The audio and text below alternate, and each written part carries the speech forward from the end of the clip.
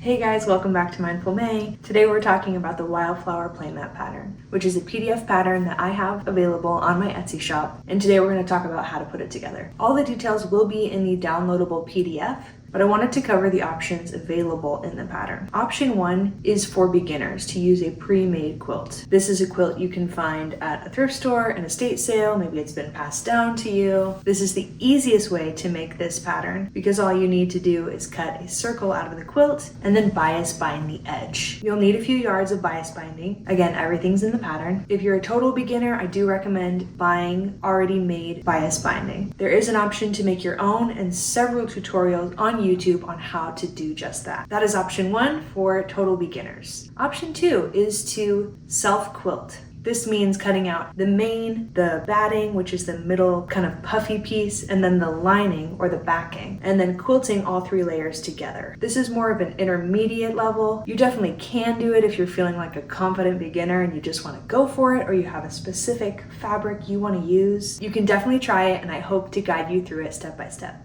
In the PDF, we talk about the other materials you'll need, how to print out the pattern, how to assemble the pages, and how to cut it out. If you are self-quilting and using that method, I also have several quilting tips to help it go a little bit smoother. So now that we've covered the basics and what's all included in the PDF, let's jump into the self-quilting tutorial. This will also include how to apply the bias binding, which is relevant for the beginner step if you're using a pre-made quilt. So whether you're following option 1, which is for beginners, or option 2 for intermediate, you can follow the bias binding steps to successfully attach the binding. Let's jump in. Here you can see all of my pattern pieces assembled, and the triangles are taped perfectly together.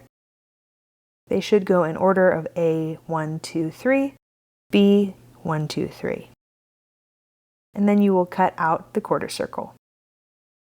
Moving into materials, I like this 100% cotton batting that I get from my local Hobby Lobby. This is 1 yard.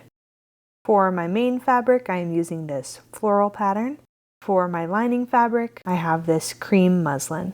I have all 3 fabrics, so let's get ready to cut them out. I have my main fabric folded lengthwise, and then I'm going to fold it in half again.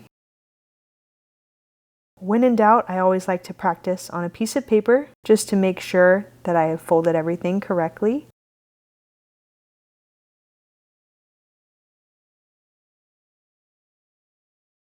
You'll see here that the paper looks exactly like my fabric. I will cut out a quarter circle, and you'll see once I unfold it, it is a perfect whole circle.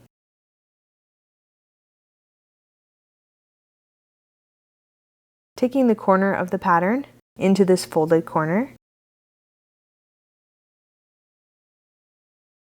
and placing some weights on top. You don't have to use weights, you can use books, toys, whatever heavy items you have. And then I'm going to cut about 1/2 inch outside of the pattern piece. I know with self-quilting things move around and I will need a little bit of extra. So I am just adding a little extra seam allowance because I am sure that I'm going to lose it in the quilting process. This is optional and up to you. You can cut directly on the line. It is quite a large playmat, sitting at just under 40 inches wide.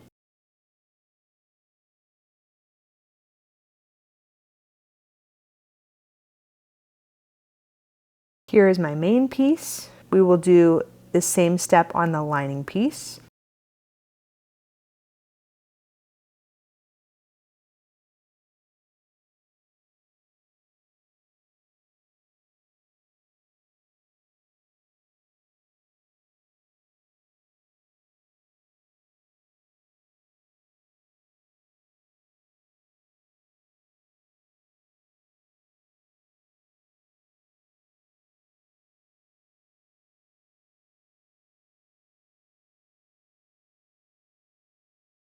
And then again on the batting piece.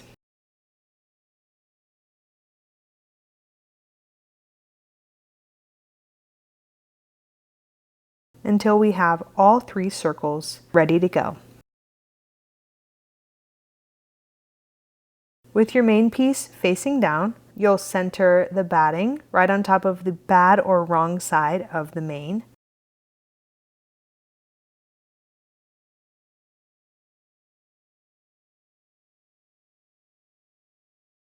And then with your lining facing up, you'll place that on the batting. Make sure to smooth this out as well as you can. I ironed these previously. If you want to iron them again, that's always a good option. I have all 3 layers ready. And now it's time to pin everything in place. I probably used 20 pins. You really can't overdo it.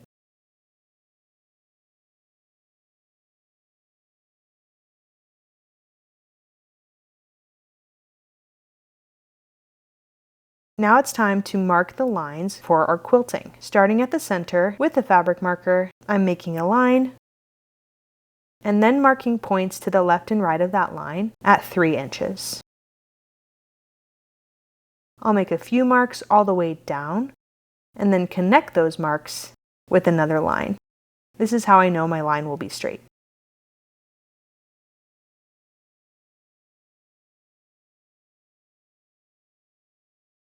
You will continue on with this pattern, moving vertically and then switching horizontally. It is a little difficult to see here, but I have all of my horizontal and vertical lines marked out, and they're ready to take to the machine. Starting with the center line, we're going to begin quilting all 3 layers together. Starting with the forward and back stitch, at the top of the center line, we will move slowly, following our marked line all the way down. My biggest tip really is to go slowly, to smooth out the fabric with your hands, and to take your time. I have a few more quilting tips in the PDF if you're having trouble. You will continue this pattern across all of your marked lines, all the vertical and horizontal. The next step is to add the bias binding. I have made my own out of the matching fabric as that was my preference. Taking whatever bias binding you have, whether it is store-bought or handmade, you're going to open the bias binding and fold back the first little bit. Place it with the good sides to the lining side of your playmat and pin in place. This folded edge will create a seamless start for our bias binding.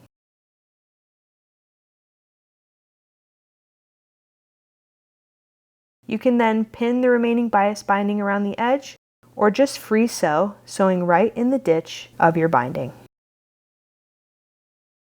Take it to the machine, start with a forward and back stitch, and attach it all the way around, gently stretching it around the curves until you reach the other end.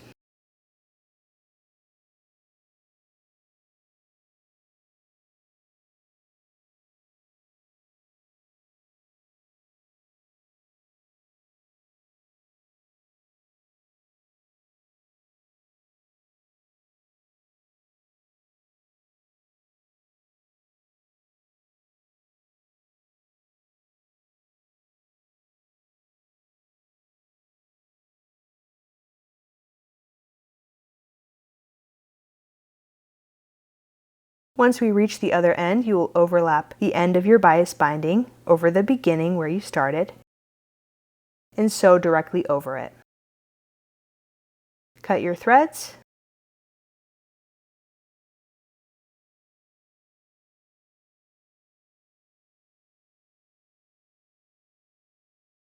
And cut off any remaining binding. I have about a foot left here that I will trim off. I'm going to trim some of the excess seam allowance before I move on to step 2 of the bias binding. With the excess trimmed off, I'm now going to pull the binding to the good side of the playmat and pin in place. You can pin this all the way around or just at the beginning and fold it manually as you sew.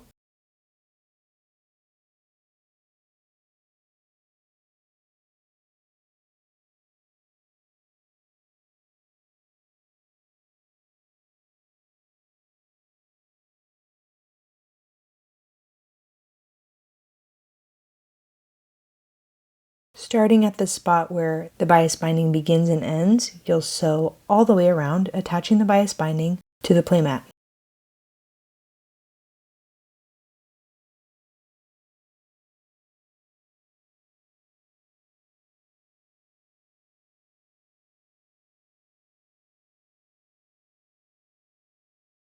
Here's how it looks when it's done. You can see that the beginning and end of the bias tape is almost imperceptible. You can't really tell where it starts and where it ends.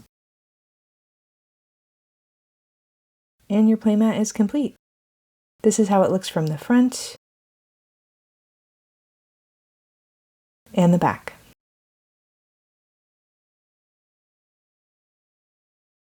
Thank you so much for checking out this video and the pattern. It means so much that you would support me and my growing family and my small business. Let me know if you have any questions below. I always do my best to answer absolutely every comment. Until next time, guys, cheers.